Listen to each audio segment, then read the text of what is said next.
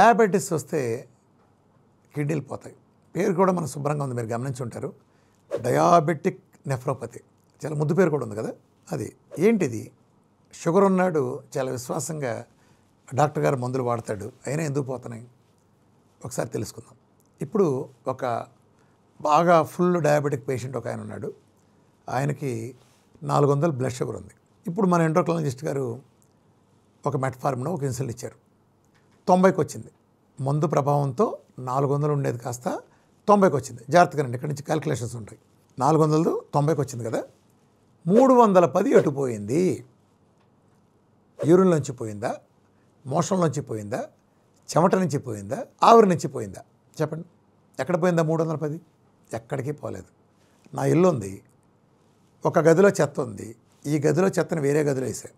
నేను చెత్త తీసిన గది క్లీన్గా ఉండొచ్చు, కానీ నా ఇల్లు ఎలా ఉంది? ఇంతకుముందు ఏ చెత్తతో ఉందో ఇప్పుడు అదే చెత్తతో ఉంది. ఇదే మోసం. ఇక్కడ ఏం జరుగుతుందంటే, ఎప్పుడైతే మీరు 400 ఉండేవాడికి మీరు మందు ఇచ్చారో, ఇన్సులిన్ లేకపోతే మెట్ఫార్మిన్ లాంటి ఒక డయాబెటీస్ మెడికేషన్ మీరు ఇచ్చారో, ఆటోమేటిక్గా మినిమం మీ రక్తంలో ఉండాల్సిన షుగర్ ఆ 90 నుంచి మిగిలిన 310ని ఆర్గాన్కి షిఫ్ట్ చేస్తుంది, శరీరంలో ఆర్గాన్కి షిఫ్ట్ చేస్తుంది. అంటే మందు ఇవ్వకముందు అతని రక్తంలో 400 షుగర్ ఉంటుంది, అతని ఒంట్లో కూడా 400 షుగర్ ఉంది. మందు ఇచ్చిన తర్వాత అతని రక్తంలో 90 ఉంది, అతని ఆర్గాన్లో 310 ఉంది, వెరసి అతని ఒంట్లో 400 అలాగే అక్కడే ఉంది. దయచేసి ఏ డయాబెటీస్ పేషెంట్ కూడా మీ జీవితంలో నా షుగర్ కంట్రోల్లో ఉందనే బూతు మాట మాట్లాడకండి. అలాంటి బూతు మాట మాట్లాడకండి. ప్రపంచంలో ఏ డయాబెటిక్ పేషెంట్ది మందులతో డయాబెటీస్ కంట్రోల్లో ఉండదు. శరీరంలో ఉండే షుగర్ అలాగే ఉంటుంది, టోటల్ షుగర్. జస్ట్ మీరు దేంట్లో చూస్తారు? బ్లడ్లో చూస్తారు. శరీరంలో బ్లడ్ ఒకటే ఉందా, ఇంకేం లేవా అంటే బ్లడ్లో లేకపోతే ఇంకెక్కడ లేనట్టేనా? నా ఇంట్లో హాల్ ఒకటి బాగుంటే మిగిలిన గదులన్నీ బ్రహ్మాండంగా ఉన్నట్టేనా? కేవలం హాల్ మాత్రమే బాగున్నట్ట? సో ఇలా మోసపోకండి. ఈ శతాబ్దపు అతిపెద్ద కాలీఫ్లవర్లో ఇదొకటి. సో షుగర్ కంట్రోల్లో ఉంటాం. ఈ బూతు మాట ఎవరో దయచేసి మాట్లాడకండి. మీకు ఇంతకుముందు 400 ఉంది, ఇప్పుడు 400 ఉంది. ఇప్పుడే కిడ్నీలు ఎలా పోతున్నాయి? ఇప్పుడు నేను మీకు చెప్పాను కదా 310 ఆర్గాన్ షిఫ్ట్ అవుతుందని. ఎలా షిఫ్ట్ అవుతుంది? ఎలా షిఫ్ట్ అవుతుందంటే, మన శరీరంలో రక్తనాళాలు ఉంటాయి కదా, ఆ రక్తనాళాల ద్వారా ఆర్గాన్ ట్రాన్స్ఫర్ అవుతుంది. ఈ రక్తనాళాల్లో రకరకాల సైజులు ఉంటాయి, పెద్దవి ఉంటాయి, చిన్నవి ఉంటాయి, మీడియం ఉంటాయి, వెంట్రుక కంటే సన్నగుండే రక్తనాళాలు కూడా ఉంటాయి. మన శరీరంలో వెంట్రుక కంటే సన్నగుండే అత్యంత సన్నగుండే నరాలని మైక్రోవాస్కులర్ ఆర్టరీస్ అంటాం. ఇవి ఎక్కువగా ఎక్కడ ఉంటాయి, అనేక చోట్ల ఉన్నప్పటికీ ప్రధానంగా ఎక్కువగా ఉండేది 3 చోట్ల ఎక్కువగా ఉంటాయి. ఒకటి జాగ్రత్త గుర్తుపెట్టుకోండి, తర్వాత సీక్వెన్స్లో ఇది గుర్తుంచుకోవాల్సి వస్తుంది. ఒకటి కంటికి వెళ్ళే మార్గంలో అతి సన్నటి రక్తనాళాలు ఉంటాయి, అలాగే కిడ్నీకి వెళ్ళే మార్గంలో కూడా అతి సన్నటి రక్తనాళాలు ఉంటాయి రెండోది. మూడోది కాళ్ళల్లో అతి సన్నటి రక్తనాళాలు ఉంటాయి. ఇప్పుడు మన షుగర్ కంట్రోల్లో ఉంచుకుందాం అనే భ్రమలో ఉండటం కోసం మళ్ళీ ఒత్తి చెప్తున్నాను, షుగర్ని కంట్రోల్లో ఉంచుకుందాం అనే భ్రమలో ఉండటం కోసం మనం 2 పూట్ల 3 పూట్ల డాక్టర్ గారు ఇచ్చిన మందులు వేళకు తప్పకుండా వేసుకుంటాం కదా. ఆ వేసుకున్నప్పుడు ఏం జరుగుతుందంటే, మీరు మందు ప్రభావం ఉన్నంతసేపు ఈ షుగరు రక్తనాళాల్లో ట్రాన్స్ఫర్ అవుతుందని కదా, అలా ట్రాన్స్ఫర్ అయిన సందర్భంలో పెద్ద సైజు రక్తనాళాలకు వెళ్ళిన షుగర్ మాలిక్యూల్ అలా వెళ్ళేలా వచ్చేసినప్పుడు ఏ ప్రాబ్లం లేదు. కానీ ఎప్పుడైతే ఈ సన్నటి మైక్రోవాస్కులర్ ఆర్టరీస్ నుంచి ఈ షుగర్ ట్రావెల్ చేసిందో, అక్కడ ఇన్ఫ్లమేషన్ ఏర్పరిచి, అంటే సైజు 2 ఒకటే ఉండటం చేత, దాన్ని 100% ఆక్యుపై చేయడం చేత దీర్ఘకాలంలో రక్తనాళాలని అది డ్యామేజ్ చేయడం కారణంగా దీర్ఘకాలంలో అది ఇస్కిమియాకి దారితీస్తుంది. మీకు ఒక ఉదాహరణ చెప్తాను, జాగ్రత్తగా రండి. ఇప్పుడు మీకు ఒక పచ్చని లాన్ ఉంది, పక్కన మీరు పిక్చర్లో చూడండి. ఈ లాన్ మీద నేను ఒక పలికి పేడ తీసుకుని ఇలా కప్పాను. ఓ 15 రోజుల తర్వాత నేను పలికి లేపాను. లేపితే ఎలా ఉంటుంది? దాని కింద పలికి ఉన్న ప్రాంతంలో, నేను పైకి లేపిన ప్రాంతంలో ఆ పచ్చగడ్డి, ఆ లాన్ ఎలా ఉంటుంది? మిగిలినంతా సస్యశ్యామలంగా పచ్చగుండి కేవలం అక్కడ మాత్రమే కుళ్ళిపోయి ఒడిలిపోయినట్టు ఉంటుంది. అవునా? ఎందుకలా? ఇప్పటివరకు చక్కగా ఓపెన్గా ఉన్న చోట న్యూట్రియంట్స్ని ఫోటోసింథసిస్ చక్కగా జరిగిన చోట నేను ఒక పదార్థంతో దాన్ని 100% కప్పుంచాను. అలా కప్పుంచి దీర్ఘకాలం ఉంచినప్పుడు అది అక్కడ ఆ ప్రదేశాన్ని న్యూట్రియంట్స్ అందనీయకుండా చేసి దాన్ని కుళ్ళబెట్టి డ్యామేజ్ చేస్తుంది. ఇప్పుడు సపోజ్ నేను ఈ పలికిని అక్కడ వేసాను, పచ్చని లాన్ ఉంది, లాన్ మీద ఈ పలికి ఇలా కప్పాను, ఒక్కరోజులో లేపేశాను. ఒక్కరోజు లేపితే డ్యామేజ్ జరుగుతుందా? ఏమీ జరగదు. అలాగే మన షుగర్ మందులు వాడినప్పుడు నువ్వు ఎప్పుడైతే రక్తంలో ఉండే బ్లడ్ షుగర్ రక్తం నుంచి ఆర్గాన్ ట్రాన్స్ఫర్ అవుతుందో అది సంవత్సరం, 2 సంవత్సరాలు, 3 ఏళ్ళు, 4 ఏళ్ళు, 5 ఏళ్ళ వరకు పర్లేదు. ఆ తర్వాత మనకుండే కెపాసిటీని, అంటే మనకుండే ఇమ్యూనిటీ స్టామినాని బట్టి ఒకళ్ళకి 5 ఏళ్ళు, ఒకళ్ళకి 7 ఏళ్ళు, 10 ఏళ్లలో ఆ సమయం మనిషికి మారుతుంది. దాన్ని బట్టి ఆ రక్తనాళాలు ఇన్ఫ్లమేషన్తో కుళ్ళి పాడైపోతాయి. మన కన్ను బ్రహ్మాండంగా ఉంది, కానీ నువ్వు 10 ఏళ్ల నుంచి షుగర్కి వాడుతున్న మందులు కంటికెళ్ళే సన్నటి రక్తనాళాల్లో దీర్ఘకాలం కూర్చుని అన్నేళ్ళు కూర్చుండబట్టి అక్కడ ఇన్ఫ్లమేషన్ కలిగించి దాన్ని ఇస్కిమియా కలిగించడం చేత ఆర్గాన్ డ్యామేజ్ అయింది. ఇస్కిమియా కలిగించడం చేత మీ కన్ను పోయింది. దాని పేరే ముద్దుగా డయాబెటిక్ రెటినోపతి. యాకి దీర్ఘం ఇచ్చాను చూడండి, యాకి దీర్ఘం పెట్టాను ఎంత బారు, ఎందుకంటే మన దౌర్భాగ్యం కదా చేసింది, దానికే వాళ్ళ క్రెడిట్. Diabetic retinopathy. అలాగే మీ కిడ్నీ బ్రహ్మాండంగా ఉంది, 10 ఏళ్ల నుంచి మీ ఎండోక్రాలజిస్ట్ ఇచ్చిన మందులు విశ్వాసంగా మీరు తింటారంటే ఈ మందులు మీ రక్తాన్ని ట్రాన్స్ఫర్ చేసి మిమ్మల్ని మోసం చేసే ప్రాసెస్లో భాగంగా ఆ సన్నటి నరాలు 10 ఏళ్ళలో డ్యామేజ్ అయినప్పుడు కిడ్నీ బ్రహ్మాండంగా ఉంది, కానీ కిడ్నీకి వెళ్ళే మార్గంలో ఇలా డ్యామేజ్ జరగటం వలన కిడ్నీకి న్యూట్రియన్స్ అందక కిడ్నీ స్ట్రింక్ అయ్యింది. ఒక పచ్చని మొక్క ఉంది, చక్కగా నీళ్లు ఎరువులు పోసి పెంచుతున్నాం, సడన్గా నేను 2 నెలల పాటు నీళ్లు ఎరువుల పాటు మానేసి పక్కన ఎండలో పడేశాను, ఏమవుతుంది? కిడ్నీ గతి కూడా అంతే. అలాగే కిడ్నీ చచ్చింది. కిడ్నీ పోవటం అంటే చెప్పే కదా ఇందాక, నెఫ్రాన్ అనేది దెబ్బతిని సుమారు 11 నుంచి 12 సెంటీమీటర్లు ఉండే మీ కిడ్నీ కాస్త 6కో 7కో 5కో 4కో 3కో 9కో ష్రింక్ అయ్యింది. ఈ ష్రింక్ అవడం కిడ్నీ పోవటం డయాబెటీస్కి మందులు వాడిన వాళ్ళు వచ్చిన కర్మ ఇది, మందులు వాడటం వల్ల సంభవించిన కర్మ. అలాగే ఇప్పుడు మనందరం బతుకున్నాం, బాగానే ఉన్నాం. ఇప్పుడు మనం రేపు చచ్చిపోయాం అనుకోండి, 2 డేస్లో మనం కుళ్ళిపోతాం. 2 డేస్లో కుళ్ళిపోయి పురుగులు వచ్చేస్తాయి, వాసన వచ్చేస్తుంది. అదేంటి? బతుకున్నప్పుడు బాగున్నాం, చచ్చిపోయినప్పుడు కుళ్ళటం ఏంటంటే గుండె ఆగింది, రక్త ప్రసరణ లేదు, రక్త ప్రసరణ లేకపోతే మనం కుళ్ళుతాం. ఓకే, అంటే మీ లెక్క ప్రకారం చచ్చిపోయినాడు కుళ్ళిపోతాడు, బతుకున్నాడు బాగుంటాడు కదా. మరి ఇక్కడ పక్కన ఫోటో వేస్తా చూడండి, బహుశా కలర్లో పడకపోవచ్చు, బ్లాక్ అండ్ వైట్లో పడవచ్చు యూట్యూబ్ రూల్స్ వలన. అతని కాలేంటి బొగ్గులో మాడిపోయి కుళ్ళిపోయింది, పక్క నుంచి మ్యాగెట్స్ పురుగులు వస్తున్నాయేంటి? ఆడు బతికే ఉన్నాడుగా, బతుకున్నాడు కాలు కుళ్ళిపోయి శవంలాగా దుర్వాసన కొడతా అలా కుళ్ళిపోయింది ఏంటి? బతుకున్నాడు కుళ్ళకూడదుగా. ఏం జరిగింది? ఇందాక నేను చెప్పాను కదా, మైక్రోవాస్కులర్ ఆర్టరీస్ ఎక్కడ ఉంటాయి? ఉండేది కాళ్ళల్లో, 3వ ప్లేస్. కాళ్ళల్లో ఉండే సన్నటి రక్తనాళాల్లో ఈ దౌర్భాగ్యపు షుగరు అక్కడ కూర్చుని దాన్ని కుళ్ళబెట్టింది, అందుకే కాలు పోయింది. కాలు పీకేస్తున్నారు, నిర్దాక్షిణ్యంగా పీకేస్తున్నారు. ప్రపంచవ్యాప్తంగా కొన్ని మిలియన్ల మందికి ప్రతి సంవత్సరం కాళ్ళు నిర్దాక్షిణ్యంగా డయాబెటీస్కి మందులు వాడటం అనే పాపం చేయటం చేత నిర్దాక్షిణ్యంగా నిరంకుశంగా తొలగించేస్తున్నారు. నేను మళ్ళా చెబుతున్నా, వీఆర్కే డైట్తో మొత్తం మెజారిటీ అందరినీ పరిగెత్తిస్తా. వీఆర్కే డైట్తో దాదాపుగా అందరిని నేను పరుగులు తీయిస్తా. ఎలా తీస్తానో కూడా మీకు సైన్స్ చెప్తాను. ఇప్పుడు ఫస్ట్ నేను మీకు ఎలా తగ్గిస్తానో, diabetic retinopathy, diabetic neuropathy, diabetic nephropathy, ఈ 3 ఎలా తగ్గిస్తానని చెప్పే ముందు ప్రపంచం ఆధునిక వైద్యం ఎందుకు తగ్గించలేకపోతుందో కూడా ఇప్పుడు మీకు చెప్పాలి. ఇది తెలుసుకుందాం. ఫస్ట్ ఇది నేను చెప్పాను, లాన్ ఉంది కదా, లాన్ మీద నేను ఒక పలికి పేడ కప్పాను. 15 రోజుల తర్వాత ఆ పలికి లేపాను. లాన్ మాడిపోయింది, ఆల్మోస్ట్ చావటానికి రెడీగా ఉంది. ఇప్పుడు నేను ఆ పలికి తీసి మళ్ళీ యథాతథంగా మళ్ళీ పేడతో అదే ప్లేస్ మళ్ళీ కప్పేశాను. ఇంకా లాన్ బతుకుతుంది. ఏదైతే లాన్ను కొల్లబెట్టిందో ఒక పదార్థం అంతవరకు కవర్ చేసి దాన్ని తిరిగి నేను కప్పేసినప్పుడు ఆ లాన్ అసలు రికవరీ ఛాన్స్ ఉందా?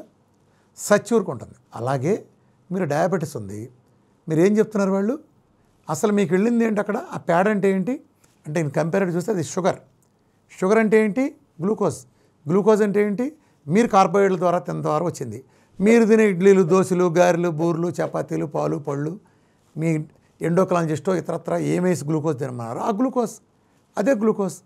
అలాగే మీ డయాబెటిక్ డాక్టర్ ఎప్పుడన్నా మిమ్మల్ని మందులు ఎన్నాళ్ళు వాడమని చెప్పారు? సచ్చే వరకు వాడండి అని చెప్పారు. మందులను పారేస్తారా? లేదు. ఒక పక్కన మీరు గ్లూకోజ్ ఇస్తున్నారు అంటే పేడను అందుబాటులో వస్తున్నారు, 2 మందు ఇచ్చి దాన్ని ట్రాన్స్ఫర్ చేస్తున్నారు. మీ ఆర్గాన్ పోయినా కూడా, లాన్ మాడిపోయింది తెలిసినా కూడా పలికి కప్పటం ఎంత తప్పో, మీ ఆర్గాను ఆ షుగర్ అక్కడం చేత కుళ్ళిపోయిందని తెలిసిన తర్వాత కూడా మీరు గ్లూకోజ్ని కంటిన్యూ చేసి ఆ దిక్కుమాల మందులతో తిరిగి మీరు ఎప్పుడైతే దాన్ని కంటిన్యూ చేసి మీరు అదే ప్లేస్లో ఉంచారో ఎలా రికవర్ అవుతారండి? మీరు ఎలా బయటపడదాం అనుకుంటున్నారు డయాబెటిక్ నెఫ్రోపతి నుంచి? భూమి బద్దలైన అరిసి గీపెట్టినా జరగదు. చచ్చిన ఎలికని గదిలోంచి తీసేయకుండా మీరు ఎన్ని సెంటుపాట్లు కొట్టి మీరు రిపేర్ చేస్తారు? మూల కారణం తీయాలి, సిమ్టమ్స్ని కాదు. ఆధునిక వైద్యంలో ఇదే మిస్ అవుతుంది. ఏ డయాబెటీస్ అయితే మీ కిడ్నీని పోగొట్టిందో ఆ డయాబెటీస్ మీరు పోగొట్టలేనప్పుడు మీరు కిడ్నీని ఎలా రికవర్ చేస్తారు? ఇప్పుడు బల్బులు వెలుగుతున్నాయి, ట్రాన్స్ఫార్మర్లో ప్రాబ్లం వచ్చింది, బల్బులు మాడిపోయినాయి. ఇప్పుడు నేను బల్బులు మార్చాను, ట్రాన్స్ఫార్మర్ రిపేర్ చేయలేదు, ఏం జరుగుతుంది? అవి కూడా పోతాయి. ఇంకా రికవరీ ఎక్కడ ఉంది? అర్థమైందా? ఎందుకు కాళ్ళు తీసేస్తున్నారు? ఎందుకు శాశ్వతంగా డయాలసిస్ పంపుతున్నారు? మీరు డయాబెటీస్ ఏదైతే పోగొట్టి దాన్ని తొలగిస్తే చక్కగా బయటకు వస్తారు కదా. ఇప్పుడు నేను ఎలా తగ్గిస్తాను? విఆర్కే డైట్తో డయాబెటిక్ నెఫ్రోపతి ఎడంకాలతో తన్నిన పాలనగా ఎలా వెళ్ళిపోతుంది ఇప్పుడు మీకు చెప్తాను. ఇప్పుడు నా డైట్ రాగానే నేను ఏం చేస్తాను? మళ్ళీ చూడండి, కేసు మొదటి నుంచి పచ్చని నానుంది. నేను ఒక పలికే కప్పాను అక్కడ. 15 రోజుల తర్వాత దాన్ని లేపాను, మాడిపోయింది, కుళ్ళిపోయింది. ఇప్పుడు నేను ఇక పలికేయను, నేను ఆ పలికలో పేడేయను. చక్కగా నీళ్లు పెట్టి ఎరువులు ఇచ్చి చక్కగా ఫ్రెష్గా ఉంచుతాను. నేను పలికి కప్పలేదు. ఏమవుతుందో 2 నెలల తర్వాత చక్కగా అక్కడ కొత్త పచ్చగడ్డి వచ్చి చక్కగా లాన్తో బ్రహ్మాండంగా మాట్లాడితే ఇంకా మరింత బలంగా వచ్చిన లాన్తో బ్రహ్మాండంగా ఉంటుంది కొత్త గడ్డితో. ఎందుకుని? ఏదైతే పేడ దాన్ని కొళ్ళబెట్టిందో ఆ పేడని నేను తొలగించా. అలాగే విఆర్కే డైట్లో ఏం జరుగుతుంది? మీరు ఏదైతే గ్లూకోజ్ ఇచ్చి అక్కడ పంపిస్తున్నారో అసలు నేను గ్లూకోజే పెట్టనుగా, పీక్ అవతల పారేసా. మిమ్మల్ని ఫ్యాట్ మెటబాలజీని తీసుకొచ్చాను, అసలు గ్లూకోజే ఇవ్వాల అంటే అసలు పేడే లేకుండా చేశాను అక్కడ కప్పడానికి. ఇంకా మీరు ఏ గ్లూకోజ్ అక్కడ కూర్చుంటుంది? అలాగే నేను డయాబెటీస్ వచ్చినప్పుడు మందులకి ఏం చెప్తాను? ఎత్తి పెంటకప్పుల పారేయండి అని చెప్తాను. నా డైట్ మొదలెట్టక ముందే ఎత్తి పెంటకప్పుల పారేయండి అని చెప్తాను. ఎందుకని? మోసపోవటానికే. మళ్ళీ గుర్తుపెట్టుకోండి, ఎవరైనా మందుల గురించి మాట్లాడితే ప్రపంచంలో ఎవరి దగ్గర మాట్లాడండి, నా దగ్గర కాదు. 400 నుండి షుగర్ కాస్త 90 + 310 అవుద్దంతే మిమ్మల్ని చేసే మోసం. అది ఎక్కడికి పోదు. మీకు ఉదాహరణ చెప్పాలంటే, పని అమ్మాయికి మీరు చెప్పారు, అమ్మ నేను బయటికి వెళ్తున్నాను, నా ఇల్లంతా శుభ్రంగా ఊడ్చి క్లీన్ చేసి ఆ మడ్డంతా ఎత్తి మన రోడ్డు చివర ఉండే డస్ట్బిన్లో పారాయని చెప్పారు. ఆ అమ్మాయి ఇల్లంతా శుభ్రంగా ఊడ్చి ఎత్తి అంత మడ్డంతా వచ్చిన తర్వాత ఎవడెళ్తాళ్ళే బజార్ చివరిదాకని మీ హాల్లో కార్పెట్ కింద ఆ మడ్డంతా పెట్టి పైన కార్పెట్ వేసింది. ఇప్పుడు మీరు ఇంట్లో లోపలికి వచ్చి చూశారు, బ్రహ్మాండంగా ఉంది, చూస్తే ఇల్లంతా బ్రహ్మాండంగా ఉంది. ఇప్పుడు నేను అడుగుతున్నా మిమ్మల్ని, మీ ఇల్లు బాగుందా? నిజంగా బాగుందన్న భ్రమలో ఉన్నారా? భ్రమలో ఉన్నారు. కేవలం అంతే. షుగర్ పేషెంట్లు మీరు భ్రమలో ఉంటున్నారు. అరిసి గీ పెట్టి తన్నుకుని తపస్సు చేసినా ప్రపంచంలో ఎవడికి ఒక్కరోజు కూడా కంట్రోల్లో ఉండదు. కంట్రోల్లో ఉంటున్న భ్రమలో మీరు ఉంటున్నారు. భ్రమలొద్దు. నేను భ్రమ నుంచి బయట తీసుకొచ్చా. నేను షుగర్ ఇవ్వను. షుగర్ మందులు పెంటకలో ఎప్పుడైతే పారేస్తానో దాన్ని ట్రాన్స్ఫర్ చేసేవాడు లేడు.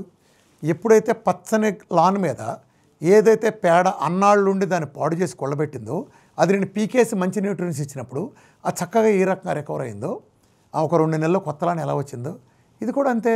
చక్కగా నేను మీకు షుగర్ పీకేసా, ఆరగానే చక్కగా రికవర్ అవుతుంది. కాలు విరిగి ముక్కలైంది.